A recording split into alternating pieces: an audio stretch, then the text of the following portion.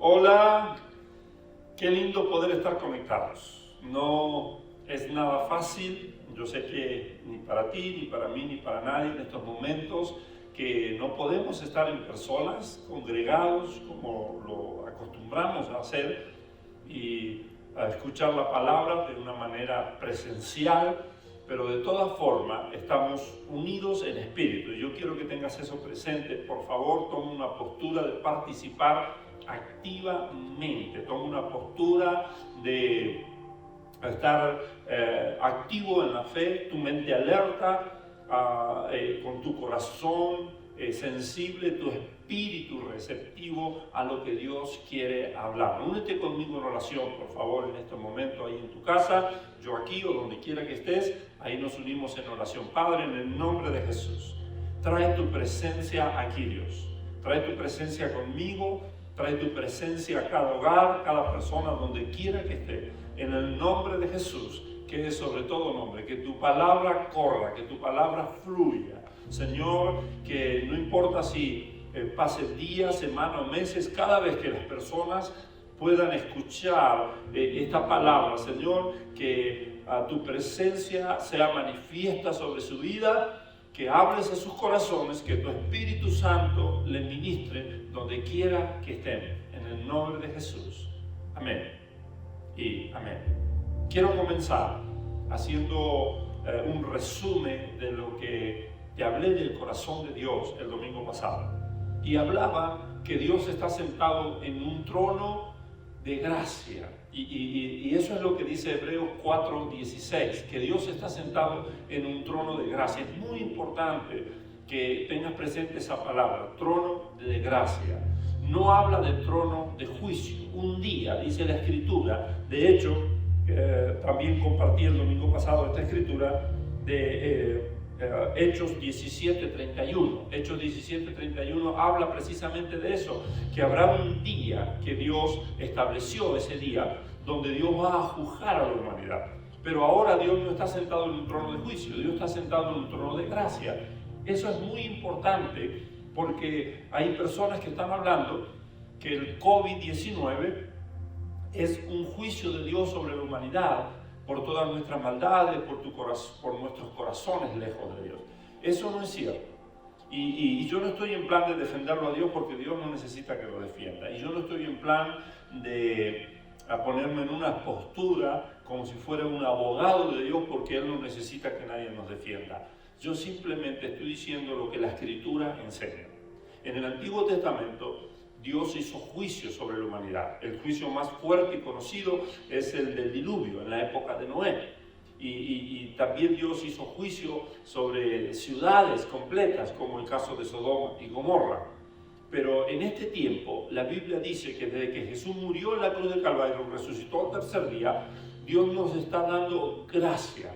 Esto significa un tiempo, una temporada, también conocido como el año agradable del Señor. Jesús habló de eso. En Lucas capítulo 4 Jesús dijo que la Escritura, citó la Escritura de Isaías, donde decía que Dios nos daba ese año de gracia, ese año agradable al Señor. Esta es una ventana de oportunidad que Dios abrió gracias al sacrificio de Cristo Jesús en su muerte y en su resurrección. Y entonces tenemos esta ventana de oportunidad donde Dios espera que nosotros respondamos a lo que Cristo Jesús hizo por nosotros y entonces podamos ser salvos. Ahora, no quiere decir que Dios pasa por alto y que no vamos a tener que rendir cuenta a Dios. Claro que no, la Escritura es muy clara que vamos a tener que rendir cuenta a Dios y Dios ha establecido un día para eso, pero ahora Dios no está en plan de juzgar a la humanidad. ¿Y cuál es la posición de Dios en todo esto? Romanos capítulo 8 verso 28 nos dice que la posición de Dios, la actitud de Dios ante todo esto que está pasando es que Dios quiere para sus hijos, los que estamos en una relación con Dios, para la iglesia, la gente de Dios. La Biblia dice que Dios hace que todo obre para bien. En medio de todo esto que está pasando, Dios quiere que todo esto de alguna manera Él se va a encargar que trabaje para el bien de sus hijos. Ahora, quiero ser muy claro, si tú no estás en una relación personal con Cristo Jesús, si tú no has entregado tu vida al señorío de Jesucristo, si no estás bajo el gobierno de Dios, si no estás en el reino de Dios, si Cristo Jesús no es el Señor de tu vida, entonces esta escritura no aplica para ti. Romanos capítulo 8, verso 28, la escritura dice que a los que a Dios aman, todas las cosas le ayudan a bien. Pero esto es a los que son llamados, dice esa misma escritura, conforme a su propósito. Es decir, si tú no estás en una relación personal con Cristo Jesús, si no has entregado tu vida al señorío, si Dios no gobierna tu vida, si Él no es tu Señor, entonces esta escritura no aplica. Pero si tú has entregado tu vida a Cristo Jesús, si Él es tu Señor, entonces esta escritura te asegura que Dios se va a encargar que todas las cosas obren para tu vida. Dios no es responsable de lo que está pasando, pero Dios quiere trabajar con nosotros en medio de todo esto que está pasando. Y entonces, otra escritura muy importante que mencioné el domingo pasado es Eclesiastés 7:14.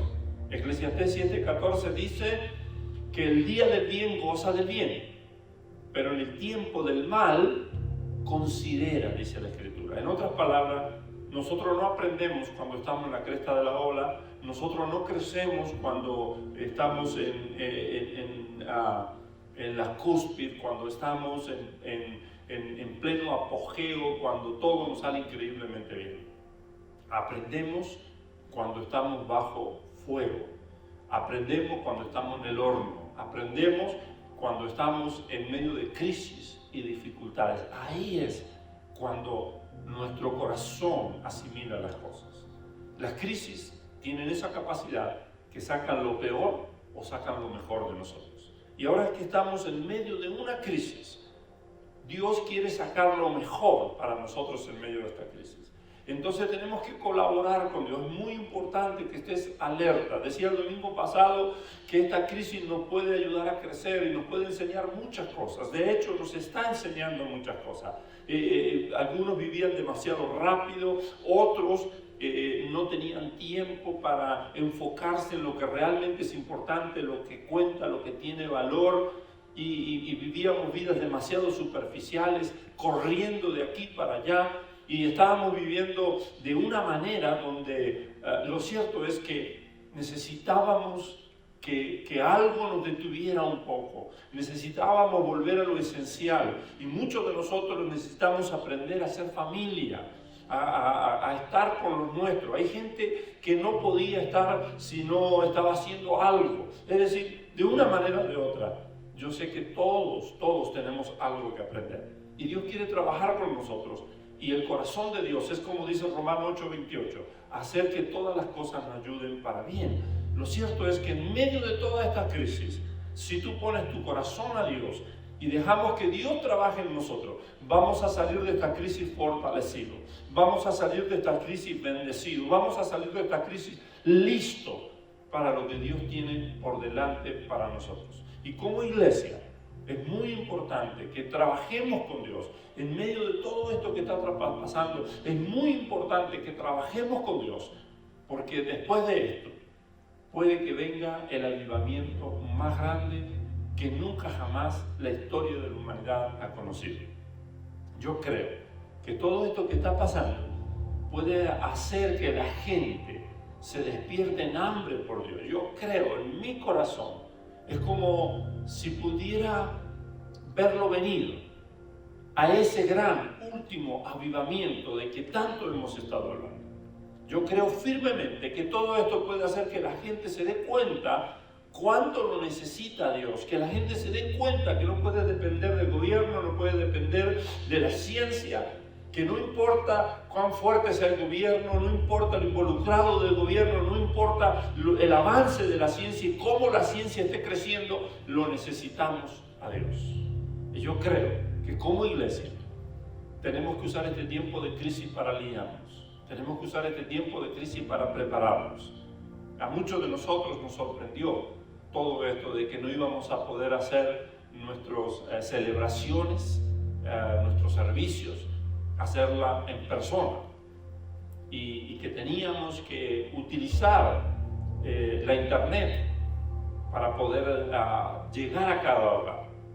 Y muchos no estábamos listos. Y no nos dábamos cuenta de lo importante de permitir que el avance de la tecnología, que la tecnología es importante. No tenemos que dejar que la tecnología sea nuestro Dios y no podemos vivir para la tecnología. Pero la tecnología es una herramienta que podemos usar, como la estamos usando ahora, para llegar a cada persona. Entonces esta crisis, de una manera u otra, nos está enseñando algo a cada uno de nosotros. Ahora, yo quiero hablarte sobre lo que no debemos hacer en esta crisis y quiero hablarte de lo que tenemos que hacer en esta crisis. Número uno, lo que no tenemos que hacer es permitir que el temor se apodere de nosotros y dejar que el temor nos haga entrar en pánico y nos controle. Hay gente que está teniendo mucho temor y tal vez te viene una simple tosecita por algo o un estornudo y ya te viene el pensamiento: ¿será que tengo el coronavirus? ¿Será que adquirí el virus? Y empezamos a paniquear y nos empieza a faltar el aire. Hay gente que está encerrada, pero no solo en las cuatro paredes, sino encerrada en el temor. Lo primero que tienes que saber es lo que no tienes que hacer, y lo que no tienes que hacer es tener temor. Sí es importante escuchar a las autoridades, escuchar a los consejos que nos están dando y ser prudentes. Y no podemos tentar a Dios, como dicen las Escrituras, y no podemos actuar como necios, o no podemos actuar con falta de sabiduría, o no podemos actuar en imprudencia, pero no podemos caer en temor. No tenemos que tener temor, tenemos que confiar y creerle a Dios. La Escritura dice en Hebreos capítulo 2, verso 14 al verso 15, que Jesús, dice la Escritura, se hizo como uno de nosotros. Se hizo un ser humano más, tomó nuestra misma condición humana, se hizo alguien de carne y de sangre para que entonces poder morir por nosotros en la cruz de Calvario, y dice directamente anular mediante su muerte y su resurrección al que tenía el dominio de la muerte, es decir, el diablo. Verso 15 dice: y librarnos a todos los que por temor a la muerte estábamos sometidos a esclavitud durante toda nuestra vida. Dice que Jesús vino a librarnos del temor de la muerte. Entonces no tenemos que tener miedo, no tenemos que tener miedo a morir. Y no tenemos que tener miedo a que, ¿qué pasa si me descubren que he sido infectado y que adquirí el virus, el COVID-19? Dios va a seguir estando contigo. Dios sigue sentado en su trono. Y Dios sigue teniendo todo dominio y todo poder. Y Él sigue cumpliendo su palabra sobre nuestras vidas. Las promesas de Dios siguen estando allí, y Dios sigue diciendo que ni un solo cabello en nuestra cabeza caerá a tierra si no es su voluntad, y Dios sigue diciendo que en la llaga de Cristo Jesús nosotros hemos sido sanados, que hay sanidad divina disponible para nosotros, y Dios sigue diciendo: no importa si te diagnostican con el COVID-19, oramos que eso no suceda. Creemos que eso no debería pasar sobre tu vida, pero si eso pasa, no quiere decir que Dios te abandonó, que Dios perdió el control, o eso no quiere decir que las promesas de Dios ya no son vigentes para tu vida. Eso no quiere decir de ninguna manera que Dios ya perdió el control de la situación. Dios sigue estando sentado en su trono, insisto en eso. Dios sigue sentado en su trono, Dios sigue siendo Dios. Y Él sigue teniendo el control de toda la situación. Ahora, quiero gastar más tiempo en decirte qué sí tenemos que hacer. ¿Qué tenemos que hacer? Tenemos que permitir que esta situación nos ayude a acercarnos más a Dios, a buscarlo a Dios, como nunca antes lo hemos buscado. Salmo capítulo 14, verso 2. Quiero leerlo de la Nueva Biblia Viviente. Dice: desde lo alto, desde el cielo, mira el Señor para ver si entre toda la humanidad hay aunque sea uno que sea entendido, y busque a Dios. Es decir, Dios, en medio de todo esto que está pasando, en medio de esta pandemia, en medio de esta crisis mundial, Dios está observando y dice: ¿habrá alguien sabio, entendido, que me busque? Ese es el corazón de Dios. ¿Habrá alguien sabio, entendido, que me busque? Jeremías capítulo 29, versos 11 y 13. Dios dice: yo sé los planes que tengo para ustedes, dice el Señor. Son planes para lo bueno y no para lo malo, para darles un futuro y una esperanza. Y el verso siguiente, verso 12, dice: en esos días, yo creo que es en estos días, dice, cuando ore, los escucharé. Y si me buscan de todo corazón, podrán encontrarme. En medio de la pandemia, en medio de la crisis financiera, en medio de la crisis sanitaria, en medio de todo esto que está pasando, Dios sigue diciendo que sus planes son buenos para ti, que sus planes son buenos para mí, que sus planes son buenos para la humanidad. Dios en este tiempo no está en plan de traer mal. Él quiere mostrarnos su bondad. Él quiere mostrarnos su corazón lleno de amor por nosotros. Sus planes son buenos para nosotros. Y dice que si clamamos a Él, Él nos va a escuchar. Y dice que si lo buscamos de todo nuestro corazón, lo vamos a poder encontrar. Eso es lo que Dios está clamando desde el cielo. Lucas capítulo 19, versos 41 al 44, hay una historia fascinante. Jesús está entrando a Jerusalén, lo que se conoce como la entrada triunfal de Cristo Jesús. Él había visitado muchas veces Jerusalén ya antes, pero esta fue la última visita de Jesús a Jerusalén, donde él sabía que ya no iba a volver a Jerusalén, a entrar de nuevo a Jerusalén, sino que él venía y sabía que iba a morir por nosotros en la cruz del Calvario para resucitar al tercer día. Y entonces se cumple una profecía que estaba escrita sobre Jesús, que él iba a entrar montado en un burrillo nuevo, que nadie lo había montado antes, y que la gente iba a cantar, iba a gritar de alegría, e iba a adorar a Dios diciendo: bendito el que viene en el nombre del Señor. Y entonces Jesús está entrando a Jerusalén. Lucas capítulo 19, versos 41 al 44 nos relata este hecho histórico. Jesús está entrando a Jerusalén y llega a un lugar donde él puede divisar la ciudad de Jerusalén abajo. Y cuando él ve la ciudad de Jerusalén, dice la Escritura, Jesús al ver la ciudad lloró por ella. ¿Por qué Jesús lloró por Jerusalén? En las palabras de Jesús encontramos el por qué Jesús llora al ver Jerusalén. Y entonces Jesús dice: ¿cómo quisiera hoy que supieras lo que te puede traer paz? Pero eso ahora está oculto a tus ojos. Te sobrevendrán días, dice Jesús a Jerusalén, en que tus enemigos levantarán un muro y te rodearán y te encerrarán por todos lados. Y te derribarán a ti, Jerusalén, y a tus hijos dentro de tus murallas.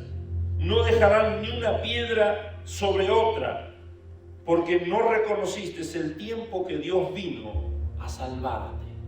Es decir, Jesús llora porque Jerusalén no supo reconocer la ventana de oportunidad que Dios le dio, la ventana de bendición, no supo reconocer el tiempo de gracia, de favor de Dios. Jerusalén no pudo reconocer el tiempo de favor que Dios le estaba otorgando. Y Jesús puede ver cómo es que ellos iban a perder esa ventana de oportunidad. Las oportunidades son como las flechas lanzadas al aire. Van y no regresan. Y el hecho de que Jesús estuviera ahí en persona, pisando en carne y hueso las calles, los lugares de Tierra Santa, tierra de Palestina, Era una oportunidad para ellos. Pero ellos no pudieron ver esa oportunidad. Y entonces dejaron pasar la oportunidad. Lucas 19, verso 44 de la versión Reina Valera 1960 dice: por cuanto no conociste el tiempo de tu visitación. Ese era el tiempo de visitación de Dios para ellos. Y Jerusalén no pudo ver ese tiempo de visitación. Y como consecuencia de eso, se perdieron la oportunidad de volverse a Dios y de buscarlo a Dios de todo su corazón. Y todo eso derivó en que más tarde se cumplieran estas palabras de Jesús. Vino el general Tito con los ejércitos romanos, rodeó Jerusalén y trajo una gran destrucción a Jerusalén. Hubo mucho llanto, mucho dolor, hubo destrucción. Este es un hecho histórico registrado en las páginas de la historia de la humanidad. Se cumplieron las palabras de Jesús. Derribó Jerusalén, lo dejó convertido en ruinas. El general Tito, el general romano, dejó a Jerusalén derribada completamente en ruinas. Porque ellos no pudieron reconocer el tiempo de la visitación de Dios para sus vidas. Esta crisis es una ventana de oportunidad.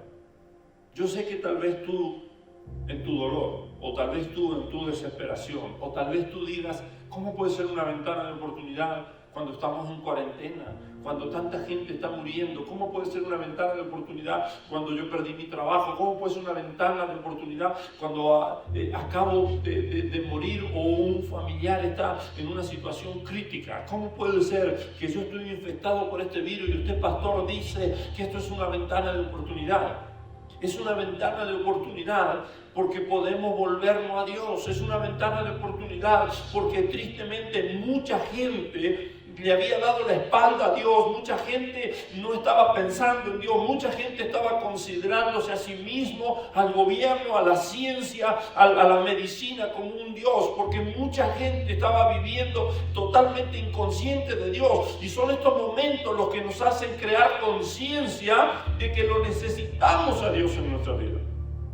No importa lo bien que nos esté yendo, no importa cuánto la ciencia avance, no importa cuán fuerte sea el gobierno, siempre lo vamos a necesitar a Dios.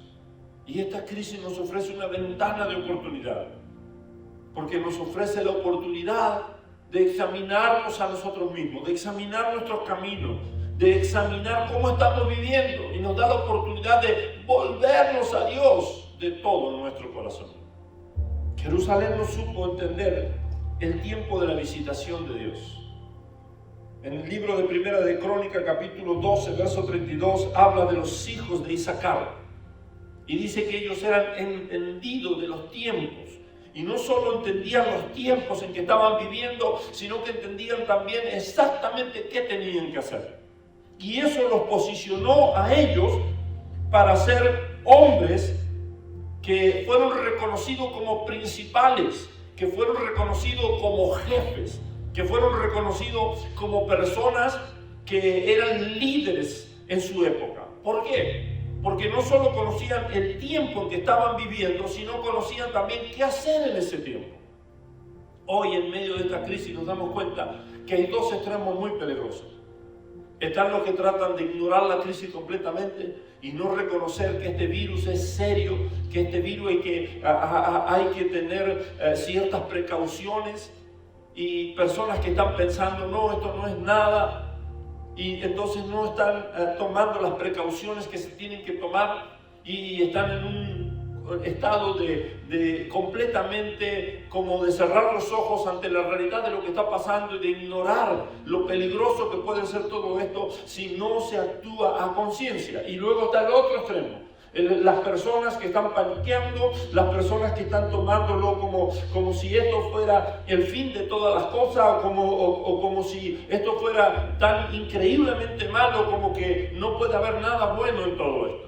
Pero en medio de esos dos extremos, en medio de los que ignoran lo que está pasando, en medio de las personas que están exagerando lo que está pasando y que están tomando una postura de pánico y tomando decisiones de pánico, en medio de todo eso, Dios dice: habrá alguien entendido de los tiempos. Habrá alguien que se dé cuenta en qué momento estamos viviendo la humanidad, qué momento está viviendo la humanidad. Dios dice, habrá alguien que no solo entienda qué es el tiempo que la humanidad está viviendo, sino que también sepa qué hacer. Los hijos de Isaacar eran entendidos en los tiempos y sabían qué hacer. Y nosotros como iglesia tenemos que ser entendidos de los tiempos.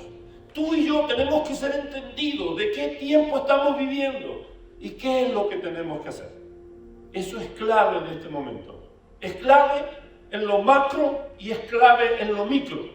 Es clave a nivel general en los destinos de la humanidad, pero es clave también en lo personal. ¿Qué Dios espera que yo haga en este tiempo? En mi casa, con mi familia. ¿Qué espera Dios que yo haga como una persona individual en este tiempo? ¿Qué espera Dios que haga como un líder de mi casa, o líder de una iglesia, o líder de una compañía, o líder de la sociedad? ¿Qué espera Dios que haga? ¿En qué tiempo estoy viviendo? ¿Y qué Dios espera que hagas? Los hijos de Isaacar eran entendidos, expertos, no solo en conocer los tiempos, sino en saber qué había que hacer. Yo oro para que nuestros gobernantes sepan en qué tiempo estamos viviendo y que Dios les dé dirección en qué tienen que hacer. ¿Qué es lo que ellos deben hacer? Efesios capítulo 5, verso 15 a 17, el apóstol Pablo dice que tenemos que tener cuidado en la manera en que vivimos. No vivamos como necios, sino como sabios, aprovechando al máximo cada momento oportuno, porque los días son malos. Por tanto, dice, no sean insensatos, sino entendidos cuál es la voluntad del Señor. Ese es el corazón de Dios, que sepamos aprovechar el tiempo. No pierdas tu tiempo. Hay gente que piensa que bueno, es que como estoy en cuarentena, como se paró todo, entonces pareciera ser que esto es tiempo perdido. No, Dios dice, yo quiero seguir trabajando en ti. Yo quiero seguir trabajando en todo lo que tiene que ver contigo. No es tiempo perdido.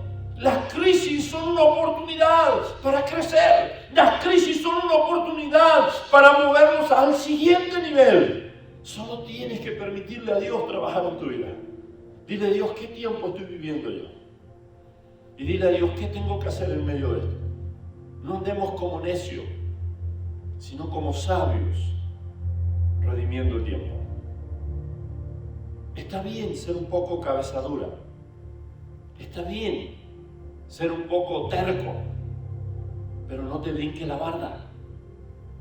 No llegues al punto de ser cabeza dura y de ser terco, que estés peleando contra Dios y lo que Dios quiere hacer contigo en este tiempo.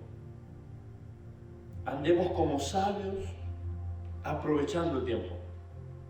En Romanos capítulo 13, el apóstol Pablo dice, versos 11 a 14, y esto conociendo el tiempo. ¿Conoces tú el tiempo que estás viviendo? Y esto conociendo el tiempo, que ya es hora de levantarnos del sueño, porque ahora está más cerca de nosotros que nunca la salvación en la cual hemos creído. Dice el apóstol Pablo, conoce el tiempo. Tienes que darte cuenta que es momento de levantarse del sueño. Si no te despiertas con esto, ¿con qué te vas a despertar? Si con esto que está pasando no reaccionas, ¿con qué vas a reaccionar? Es increíble ver cómo hay gente que no importa lo que está pasando, el mundo se está viniendo abajo a su alrededor, ni aún así buscan a Dios. Es increíble ver cómo la apatía, la indiferencia ha tomado el corazón de mucha gente de Dios, que están realmente, como dice Pablo, en un sueño. Están dormidos y parece que no se despiertan ante lo que está pasando. A Jonás lo tuvieron que despertar cuando estaban en medio de una tormenta, a punto de hundirse el barco donde él estaba, y le dijeron ahí, dormilón, despiértate, ¿no te das cuenta que perecemos? Esa palabra creo que es muy real para muchos de nosotros. Como gente de Dios, como iglesia, tenemos una gran responsabilidad. Es tiempo de despertarnos del sueño. Es tiempo de empezar a buscar a Dios como nunca antes. Es tiempo de levantarnos y clamar a Dios. Es tiempo de preguntarle a Dios, ¿qué esperas de mí? ¿Qué quieres que haga? Dice la Escritura, y quería compartirte esto,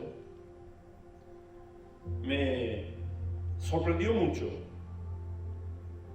Dios hablándome de esto. En Apocalipsis capítulo 9, y déjame que quiero compartir esta escritura contigo, hay un par de versículos que cuando lo leí dije, wow, los había leído, pero Dios traía esto a mi corazón en estos días. Y lo trajo justamente porque se empezó a despertar algo en mí, diciendo, qué increíble, yo sé que esto está muy mal, pero sé también que todo esto puede hacer que la gente se despierte en hambre por Dios. Y sí, Dios afirmaba en mi corazón y me decía que cuando esto pase, mucha gente se va a tornar a Él. Cuando esto pase y den apertura de nuevo a que podamos tener nuestras celebraciones en persona, vamos a empezar a ver cómo mucha gente que antes no lo buscaba a Dios, lo va a buscar a Dios. Pero también es cierto que mucha gente va a seguir estancado en lo mismo. Apocalipsis capítulo 9 es un capítulo que nos habla sobre el futuro. Y por favor, quiero ser muy claro en esto. Yo no estoy diciendo que estemos viviendo esto de Apocalipsis 9 ahora. Estoy diciendo que esto nos revela cómo podemos caer en un endurecimiento, cómo podemos caer en apatía, en indiferencia, de una manera tan fuerte, tan increíble. Y dice la Escritura en el verso 6 que lo que está pasando es tan fuerte que los hombres buscarán la muerte en ese día, pero la muerte huirá de ellos, no encontrarán la muerte. Pero no solo eso, sino que la Escritura sigue diciendo que en el verso 18 del capítulo 9 de Apocalipsis, que hubo 3 plagas que mataron la tercera parte de los hombres. Una plaga de fuego, de humo y de azufre. Y dice, verso 20, Apocalipsis 9:20, mira esto por favor, Apocalipsis 9:20 dice, y los hombres que no fueron muertos en esa plaga, ni aún así se arrepintieron de sus malos caminos, ni dejaron de adorar a los demonios y a la imagen de oro, de plata, de bronce, de piedra, de madera, las cuales no pueden ver, ni oír, ni andar. Y ni se arrepintieron de todos sus homicidios, ni de su hechicería, ni de sus fornicaciones, ni de sus hurtos. Es increíble porque dice que no importa todo lo malo que estaba pasando, es increíble que aunque los hombres era tan terrible lo que estaban viviendo, que preferían morirse antes que vivir lo que estaban viviendo, y que ellos buscaban la muerte, pero la muerte huía de ellos. Tan increíble que dice que hubieron unas plagas tan pesadas que la tercera parte de la humanidad murió, pero aún así dice que los hombres no se arrepintieron, es decir, no se volvieron a Dios. La palabra arrepentirse significa volverse a Dios, y dice no se arrepintieron. Es increíble.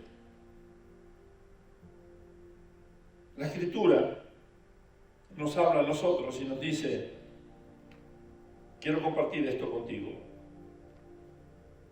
En Mateo capítulo 11, verso 16, Jesús cuenta una historia. Y en esa historia habla de cómo muchas veces tomamos una postura donde pareciera ser que nada nos cae bien y nada nos hace reaccionar. Y entonces dice la Escritura que Jesús, hablando sobre lo que estaba pasando, Jesús empezó a decir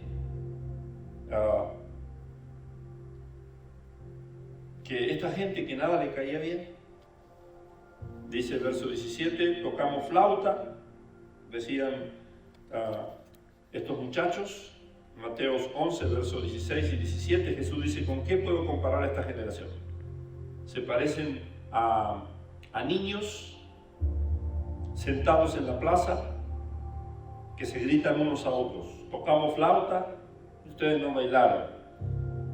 Cantamos y endechamos por los muertos y ustedes no lloraron. Y entonces Jesús dice, vino Juan, que no comía ni bebía, y entonces decían que tenía demonio. Vine yo, dice Jesús, que como y bebo, y dicen, este es un glotón, un borracho, amigo de recaudadores de impuestos y de pecadores. Pero la sabiduría queda demostrada por sus hechos. ¿Qué está diciendo Jesús? Está hablando de una generación como que nada los hacía reaccionar, como que nada les caía bien, como que rechazaban absolutamente todo. Y entonces en el verso 20 de ese mismo capítulo, de Mateo capítulo 11, Jesús dice que comenzó entonces a decirle a toda esa gente, a los que nada les caía bien, a los que nada les hacía reaccionar, Jesús les empieza a decir,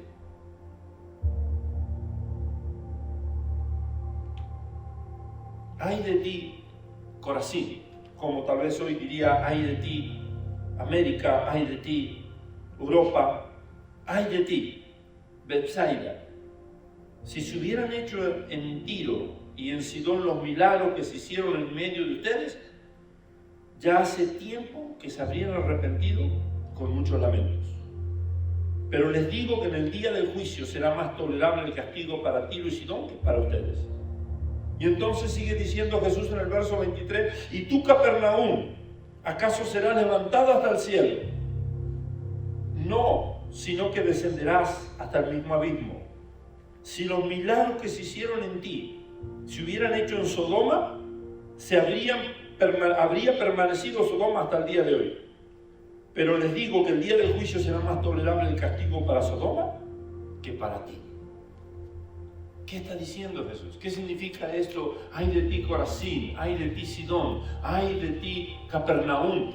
Y Jesús dice, si estos milagros se hubieran hecho en ciudades como Nínive, realmente se hubieran salvado, si estos milagros hubieran sido hechos, dice Jesús, si estos mismos milagros que se hicieron en ti, desierto, dice, todas estas ciudades se hubieran salvado. Y habla y dice de Capernaum y la compara con Sodoma y Gomorra. Dice Sodoma y Gomorra, una ciudad terriblemente pecadora. Dice Dios se hubiera salvado si todo lo que Dios ha hecho se ha hecho en ti.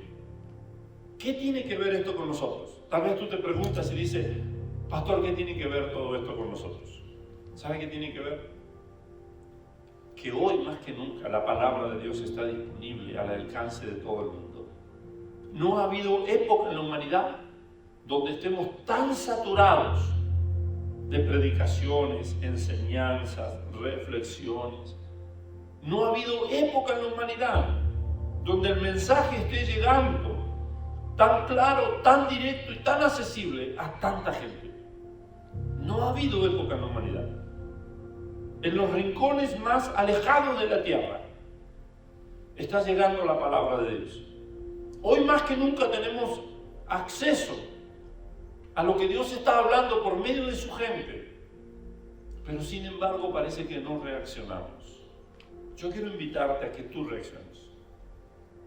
Vamos a encontrar en medio de esta crisis gente, como dice Apocalipsis capítulo 9, que ni aún así, en medio de todo lo que está pasando, se arrepientan y lo busquen a Dios. Vamos a encontrar en medio de esta crisis mucha gente que va a seguir con su corazón endurecido, que va a seguir echándole la culpa a Dios y enojado con Dios y renegando en contra de Dios por lo que está pasando. Pero tú y yo podemos marcar diferencias. Tú puedes ser el que busque a Dios. Dios dice que Él mira desde los cielos y está viendo a ver si hay alguien entendido que se vuelva a Él y le busque de todo corazón. ¿Qué estás esperando para buscar a Dios? ¿Qué estás esperando para volverte a Dios? ¿Qué estás esperando? Yo quiero invitarte ahora a que pongas tu corazón a Dios y que te unas conmigo en oración. Ahí donde estás en tu casa o donde quieras que estés escuchando esto, detente un momento, por favor. En medio de toda esta crisis, Dios nos está hablando. Es más, no nos habla, nos está gritando. Los planes de Dios, como dice Jeremías, siguen siendo buenos para ti, siguen siendo buenos para la humanidad. Dios todavía quiere seguir mostrando su bondad. Dios todavía quiere seguir mostrándonos su salvación. Pero ¿sabes qué? Tenemos que ser entendidos de los tiempos que estamos viviendo. ¿Por qué no oras ahí y le dices, Dios, ayúdame a entender el tiempo que estoy viviendo? Lo macro y lo micro. El cuadro grande y el cuadro pequeño. Dios, muéstrame qué tiempo estamos viviendo. Estos no son tiempos para perder. Estos no son tiempos para paniquear, para entrar en pánico. Estos no son tiempos para empezar a enojarnos con Dios o empezar a levantar el dedo acusador a ver quién tiene la culpa. Estos son tiempos para volvernos a Dios. Tenemos que reconocer que estamos viviendo los últimos días. Hay muchas señales a nuestro alrededor. Tenemos que reconocer que Dios está tratando de alinearnos para el último gran avivamiento. Y a nivel personal, ¿qué tiempo estás viviendo? Y lo que es más importante, ¿qué tienes que hacer? ¿Qué tengo que hacer yo? ¿Qué espera Dios que hagamos en medio de todo esto? Ahí donde estás, cierra tus ojos y unámonos en la oración. Padre, en el nombre de Jesús, ministranos, Señor. Enséñanos qué tiempo estamos viviendo, Dios. Enséñanos. Padre, en el nombre de Jesús, muéstranos qué tiempo estamos viviendo, Dios. ¿Qué tiempos son estos? ¿Y qué esperas de mí? Enséñame, Dios. Enséñanos, Padre. En el nombre de Jesús, enséñanos. Estos no son momentos para tomar las cosas a la ligera, pero tampoco son momentos para entrar en pánico. Pero estos son momentos propicios para buscarte a ti, que nuestro corazón se vuelva a ti. Espíritu Santo, despierta en nosotros hambre por Dios. Espíritu Santo, despierta en nosotros un corazón para colaborar con Dios, para ser sensible a lo que Dios quiere hacer en nosotros. Esta crisis nos puede catapultar, nos puede empujar hacia el siguiente nivel. Esta crisis puede alinearnos con Dios. Esta crisis puede ser el comienzo de la mejor temporada de nuestras vidas. Pero necesitamos volvernos a Dios de todo nuestro corazón. Ahí donde estás, te invito. Dile, Dios, me vuelvo a ti en un arrepentimiento genuino. Te busco de todo mi corazón. Y Dios ha dicho que si lo buscamos de todo nuestro corazón, lo vamos a encontrar. Padre, en el nombre de Jesús, todo espíritu de temor se va. Y en el nombre de Jesús viene paz. Imparto paz a cada persona que está viendo desde su casa. En el nombre de Jesús, que sobre todo nombre, recibe paz. Y Padre, danos un corazón sabio para entender los tiempos y saber qué tenemos que hacer. En el nombre de Jesús. Amén. Y amén. Gracias por la sintonía. Gracias por permitirnos entrar a tu hogar. Seguimos unidos en espíritu. Y toma este tiempo para adorar a Dios. Viene una alabanza y quiero que adores a Dios con esta alabanza. Quiero que te unas con los muchachos de la banda y adoremos junto a Dios. Nosotros aquí y tú ahí desde tu hogar. Dios te bendiga.